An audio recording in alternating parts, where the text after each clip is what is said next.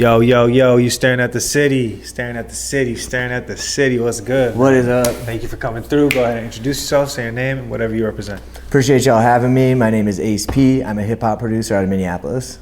Hell yeah, hell yeah.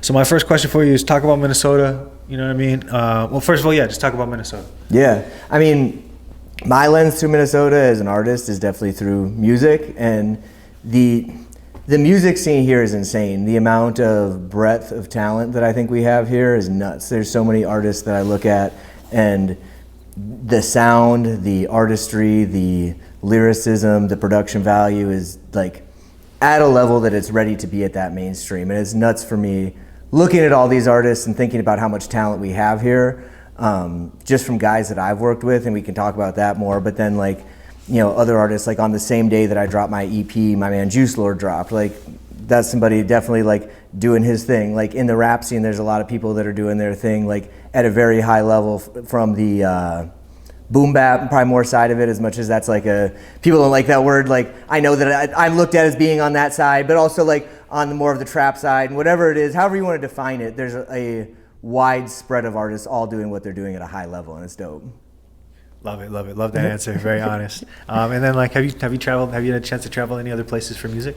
One of the dopest trips I took, it was in fall of 23, was to Japan. And from a music standpoint, doing record shopping there was nuts. Seeing just like they love hip hop there. Like, they love rap. Like, it was more than once that I would go into a bar and notice they're playing some stuff and start talking with whoever like was behind the bar with the aux cord and stuff, and exchanging stuff. And sometimes they'd put on something that I was like, no, this is my song. Like, check this out. And so still some of those connections, even if it's just like light on Instagram, liking each other's stuff and, you know, staying tapped in with what everybody's doing. Like, it's been dope to see that. Definitely want to do more of that. I did a single with Noah James, who's from the IE outside of the LA area. And that was a connection through my man Murgo from G Nice TV. And I want to get out there, work with him out there. I think that whole area that I've seen through Murgo, seen through my man Noah, has been like, there's a hotbed out there of talent for sure. And I feel like that's an area I want to get out to and work with some of those artists more. Love it, love it. Sometimes I feel like it's easy to get stuck in Minnesota mentality, you know what I mean? So I ask people like, where else have you worked? You know? Yeah, I feel you. It's something I want to, like, on one hand, it's what's right in front of me here, and so like I love the city and I love the artists here, and so I want to continue to cultivate that. But also, like, when one of us wins, we all win. And so working with more people from, you know, more cities, getting more eyes on that, I think is only beneficial. It's something I could do a lot more of, and I want to do a lot more of. And I mean, I've seen you've been active though. What have you been on? You said that you just released something? Yeah, at the end, it was October 31st, I dropped Good as the Enemy, a 4-track EP. Dropped that with Sekou, Dom Mooney, Righteous MC, Nucky, and June the Kid. Definitely, I've produced for Dom on a project that he did in early 25. And then this was us coming back and working together. But putting Dom aside for a second, those names are names I've worked with a lot. They were all on my solo album, Things I Can't Speak About. I've done projects with all of them individually other than Sekou, which is a long time coming. You have how many projects out right now? Right now, I've got, I think it's 6 or 7. I'm trying to remember. Really? Oh, yeah. Okay, yeah. 6 or 7. Yeah. No, and so that was dope to get back in the studio with like some of my close collaborators, add Dom to that mix.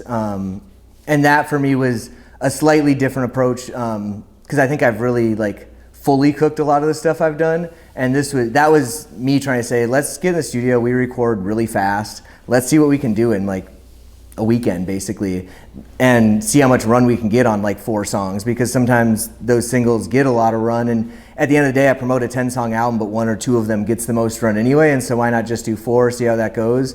And the reception was dope. I mean, all credit to those guys for being like incredible rappers and putting that together, but hell yeah. Oh yeah, you get credit too, yeah, for sure. All right, that's what's up. You said you keep referencing the studio. Is that your studio? Is that a studio? It's my studio, my house, yeah. Yeah. No, yeah. Yeah, no, easier for me to record out of the home. It'd be nice to have another spot, but at the end of the day, it's always just, we don't pay for time, which is nice.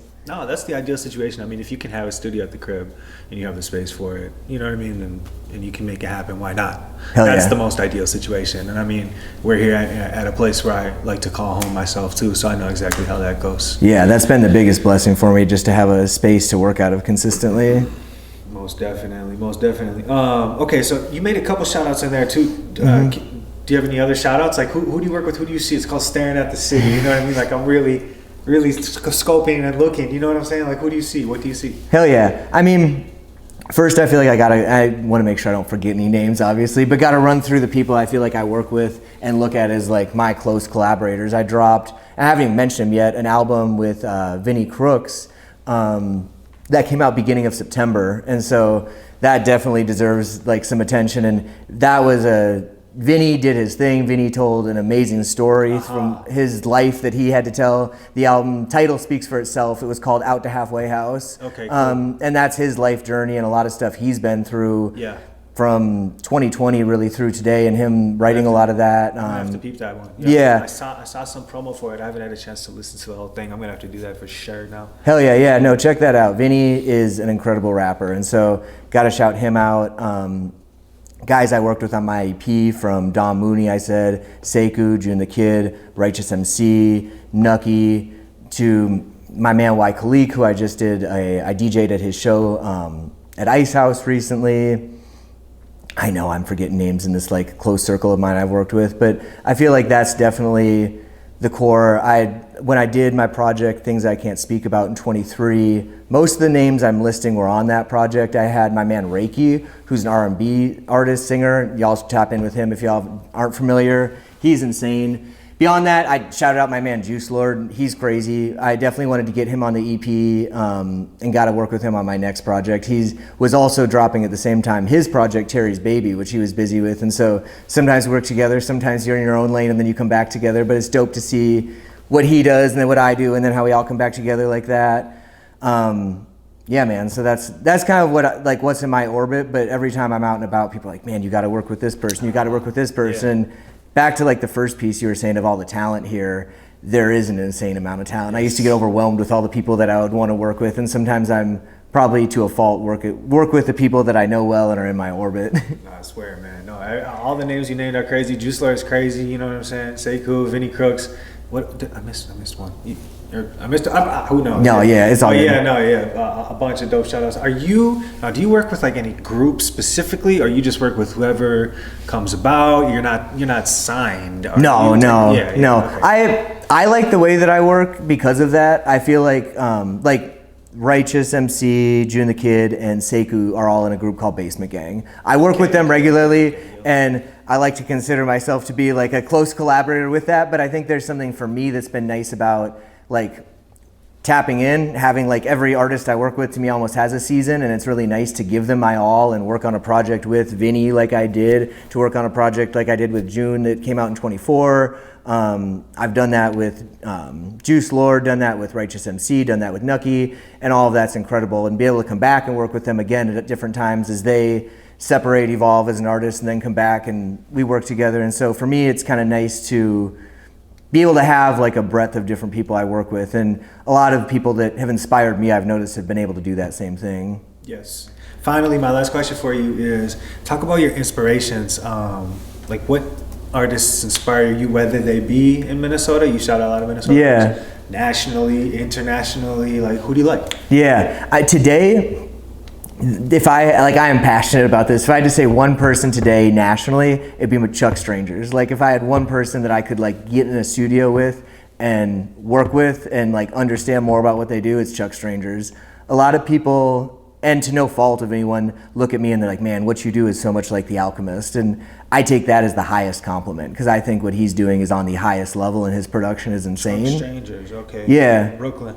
Yeah. Pro era. Yeah. The thing to me, like there's different like producers, I mean, because that's what I do. So I listen to beats really that I'll listen to and I'm like, oh, I like what they did. I probably would have done this slightly differently. And maybe what I would have done would have been worse, but like I just know that I would have approached it differently than the way that they did.